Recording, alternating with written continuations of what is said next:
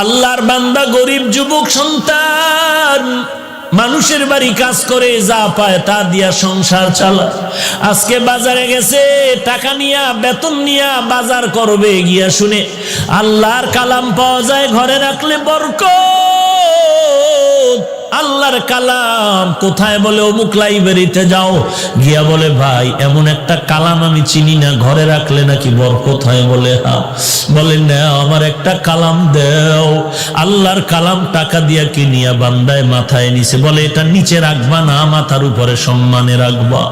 আল্লাহর বান্দা মূর্খ মানুষ, আল্লাহর কোরআন সম্পর্কে কোনো ধারণা নাই, এতটুকু জানছে এটা সম্মানের কিতাব, এটা নিচু জায়গায় রাখবা না। আল্লাহর বান্দা কোরআন মাথায় নিয়ে বাড়িতে রওনা, ঘরের দরওয়াজায় গিয়া বলে রে বিবি মনে কষ্ট নিও না, আজকে বাজার আনি না, এক আল্লাহর কালাম নিয়ে এসেছি, জীবনভর খানা খাইলাম, আজকে একটা রাত খানা খাবো না। ঘরের মধ্যে ঢুকিয়া আল্লাহর কোরআন রাখার মতো ভালো জায়গা নাই।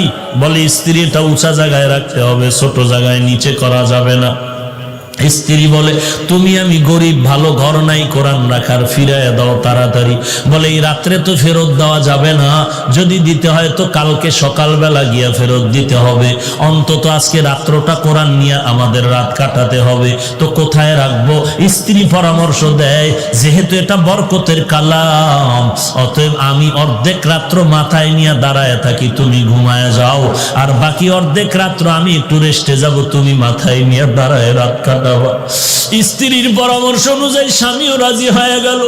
আল্লাহর কালাম স্ত্রীর মাথায় নিয়ে পাহারা দেয় আল্লাহর কালাম। আল্লাহর বান্দা ঘুমায়, আল্লাহর বান্দি কোরআন মাথায় নিয়ে দাঁড়িয়ে আছেন। অর্ধরাত্র স্ত্রী, অর্ধরাত্র স্বামী, ফজরের আজান হয়ে গেল, একজন ওযু বানাইয়া নামাজ পড়লেন। সকালবেলা বলে কোরআনটা বাজারে ফেরত দাও। আল্লাহর বান্দা বলে এত কষ্ট করে আল্লাহ ভিতরে কি আছে একটু খুলিয়ে তো দেখলাম না। দুজনে বসিয়া বলে দেখি আল্লাহর কালামটা কেমন। আল্লাহর বান্দার বান্দি দুজনে কোরআন খুলিয়া পৃষ্ঠা উল্টায় আর বলে হাযা কালামু রাব্বি, এটাই কি আমার মালিকের কালাম, এটাই কি আল্লাহর কথা। এই কোরআন পৃষ্ঠা উল্টায় আর দেখে, আর চোখের পানি ছাড়িয়া কান্না করে, কোরআন বুঝতে পারি না, চিনতে পারলাম না।